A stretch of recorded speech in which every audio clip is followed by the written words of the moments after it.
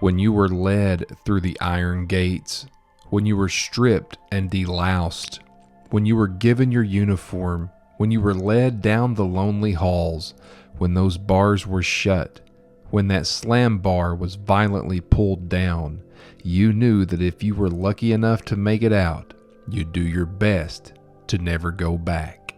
Some had no choice. For some, this was for life. The lonely, cold, Arctic isolation that you would feel upon your arrival would be your truth for the remainder of your life. And for 94 souls, life ended here. Some met their end at the end of a rope.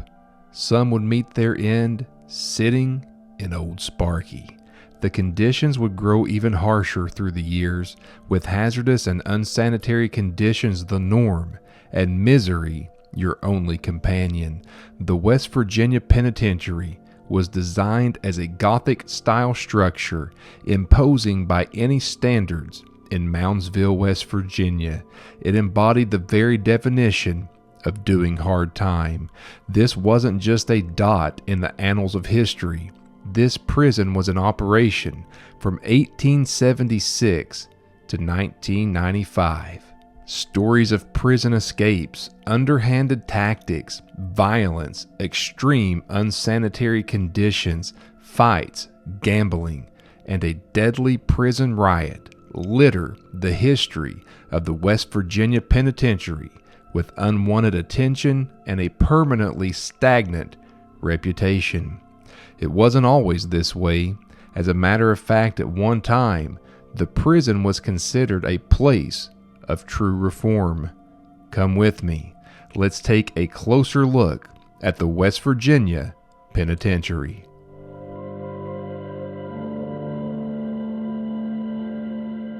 In 1863, West Virginia would declare itself an independent state with an independent government. So as a new state, it lacked almost everything that other states had. As such, prisons were scarce. As a matter of fact, West Virginia had no prisons. Sure, there were local courthouses and jails, but there came a point when that would no longer be adequate. And although several attempts were made by Governor Borman to get the legislature to build a prison, it wouldn't happen for years.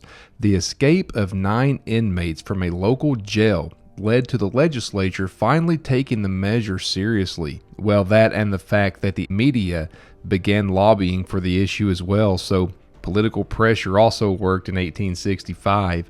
Moundsville would be the chosen site and construction began. At this time, the state capital of West Virginia was in nearby Wheeling, so this would work out well on multiple fronts. With a temporary structure built, officials would be able to take the time to find out exactly what they wanted and how they wanted to build it. The building was made using sandstone and, yes, prison labor. When viewing the building, you can see that the craftsmanship was remarkable. The building itself was completed in phases, and when looking at the building, you can tell a stark difference in the quality of work between the prison laborers and the contractors, with the prison laborers being much more skilled in the building's construction. When the prison officially opened, 251 male inmates would call the West Virginia Penitentiary home. Inmates would be given various jobs to help with the reformation process: a bakery, a prison hospital, even blacksmiths. Another boast that could be made at the turn of the century is that the prison was nearly self-sustainable. If it could be boasted that prison life was good, even in the smallest sense, the West Virginia Penitentiary can make that claim. It was said by the warden that due to the better than decent conditions, that the behavior and discipline of the prisoners was in good standing. There would even be a library. There would be classes. And yet, this spirit and atmosphere of reformation wouldn't last. That may be the biggest understatement of this entire video. You can't really put your finger on what happened or how it happened. It wasn't as if one singular mistake occurred that began changing the atmosphere within. The atmosphere through the years past its infancy would begin sinking into a deep state of disrepair. It was multiple issues. Conditions were worsening. Sanitation was worsening. Perhaps the worst of all conditions began occurring. Overcrowding. The cells were 5 by 7, small by any standards. There would be 3 prisoners placed in each cell. You'd have 2 bunks and 1 on the floor. It was said that the kitchen would see vermin and oversized rats. It was also said that the rats were so large and bold that they would steal the food from the plates of the prisoners. It's no wonder that the prisoners began lashing out, not only at the guards, but also at each other. 36 homicides took place during the life of the prison. 36. One man who tried to serve his time as quietly as possible was a man by the name of R.D. Wall. He was well liked by both prisoners and guards alike. When some new inmates arrived, they didn't like how friendly R.D. Wall was with the guards.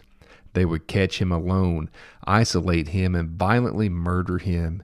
This is just one incident that I've described. Unfortunately, these tortured grounds hold the memories of other violent outbursts that would shake to the core, scenes that would scar most for life, scenes that would see people like Elmer Bruner strapped to Old Sparky and have an execution carried out by electrocution, the last man to receive such a punishment in 1959.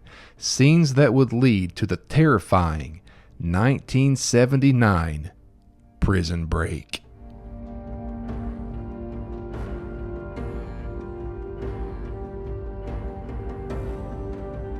November 7th, 1979. It was a Wednesday, and West Virginia State Trooper Philip Kestner was off duty and happened to be driving past the prison with his wife. Trooper Kestner noticed something was not quite right when he saw 15 prisoners on the wrong side of the sandstone walls.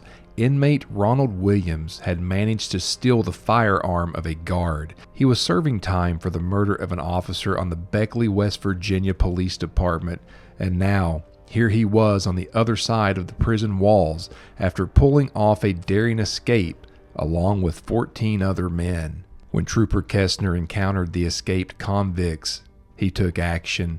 While doing so, he would be overwhelmed by the prisoners. He would be pulled from the car and violently murdered on the streets of Moundsville. Although he put up a brave fight, even returning fire, his injuries would prove fatal. Ronald Williams fled, and not only did he flee, he would be successful in doing so.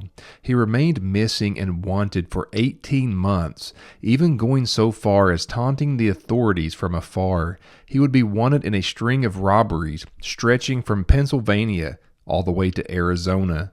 He would eventually be caught after a shootout in New York City, where he was caught and then returned to West Virginia.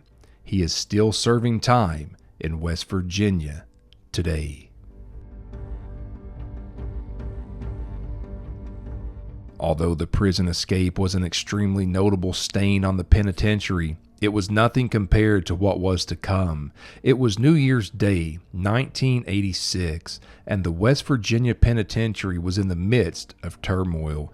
Inmates would roam freely. The prison was extremely overcrowded, and the conditions on the inside were deteriorating badly. Disease was running through the prison. Rats, mice, and rodents moved about freely. Even the plumbing was bad. The conditions made it to the point that the events of New Year's Day, 1986, would not be a spur-of-the-moment decision, but one that would be carefully planned, one that would be made easier due to the fact that several guards had the day off for the holiday. Not only was a riot planned to protest the conditions, it was carefully planned. The group of 20 inmates would call themselves the Avengers. Their plan began to unfold at 5:30 p.m. They would storm the cafeteria where 6 security officers would be stationed, and within seconds the rioters would have the guards and a food service worker in their own handcuffs. And not only were the guards targeted during the 2-day riot, 3 inmates were killed. The rioters had demands and only agreed to stop the riot when those demands were met. The leader of the Avengers would be named Danny Lehman. It was agreed upon that he would be the best person to lead the negotiations. The odd thing is, Danny Lehman wasn't even one of the inmates that started the riot. He was just appointed a spokesman of sorts. The riot grew to the point that West Virginia Governor Arch Moore went in to meet with the rioters and tried to hash out a resolution. It was agreed that new practices would come into place, and as far as the facility goes, a new cafeteria would come out of the situation. The atmosphere within the walls, even going back to the 1960s, was all part of sealing its fate. And by 1995, after a peak of roughly 2,000 inmates, the West Virginia Penitentiary had shrunk to around 700 inmates. Building more prisons helped alleviate the overcrowding, but the beginning of the end would come in 1986 when the West Virginia Supreme Court would rule that a 5x7 cell was cruel and unusual punishment. So with these cells being that size, the West Virginia Penitentiary would be phased out, with inmates being transferred to other areas. With the atmosphere of death, torture, violence, it is no wonder that those who have spent considerable time here will tell you that some of the souls that died here are said to remain here.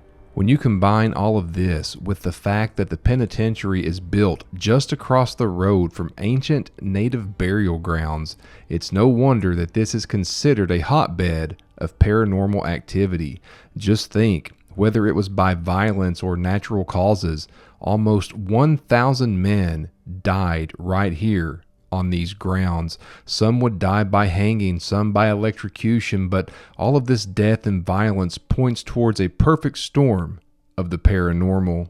It is well known in this area that the building is haunted, although it is not exactly known when those claims would start being made.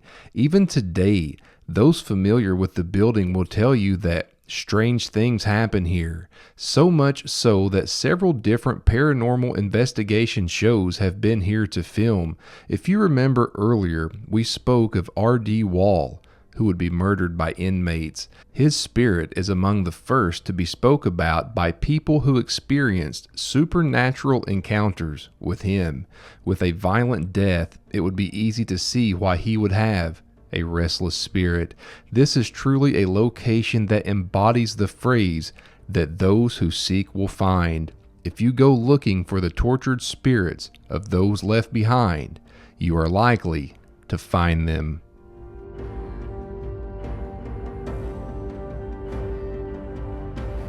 What happened to all of the bodies left behind? Prisoners who had no family, no friends, no one claimed them or even cared for them for that matter. Just a few miles beyond the West Virginia Penitentiary in Moundsville, West Virginia, lies the White Gate Cemetery. Some of those here would die from natural causes and some here would die from execution. This cemetery is also known as the Tomb of the Unclaimed Prisoner. Although we can't quite get there due to the road being washed out, the markers are just small little signs with names. Some list a Department of Corrections number, and no doubt some are not marked at all. Just over in this very cemetery, you will find inmates who committed some extremely heinous crimes. One of the most notorious prisoners buried here is a man known as Harry Powers, which was the last alias that he would use. He was born in the Netherlands and would be executed at the age of 38.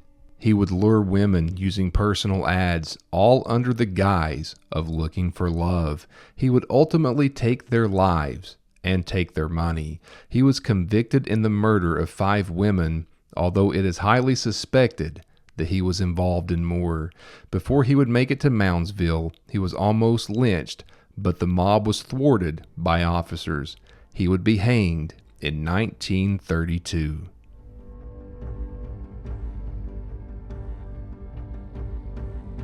As if what we've talked about wasn't heinous enough, enter into our conversation the Sugar Shack. From a paranormal standpoint, This is one of the most active areas on the grounds. However, even more frightening is what took place here amongst the living. This area was a room in part of a basement attached to the yard. It was also known as a place of very little supervision. As such, gambling, fighting, beatings, and other promiscuous activities are known to have occurred in the Sugar Shack. And although it was a recreation room, the extracurricular activity happening here never resembled anything innocent or normal. Unspeakable truths, disturbing stories, heinous happenings were all part of the norm in the Sugar Shack.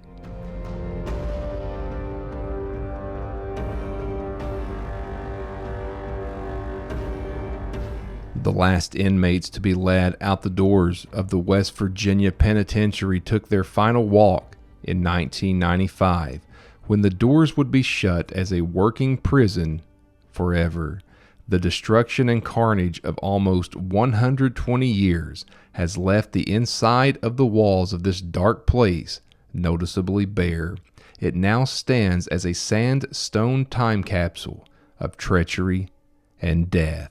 This place now stands as a troubling reminder of what once was, how time has changed this place from a barricaded structure that everyone wanted to leave to a historic artifact that people willingly visit. Only those that resided here and worked here know of the turmoil that took place inside of its walls. The rest of us listen to stories passed to us from others, trying to wrap our heads around the heinous happenings that occurred within the West Virginia Penitentiary. And if we listen close enough, we may be horrified by what we actually hear.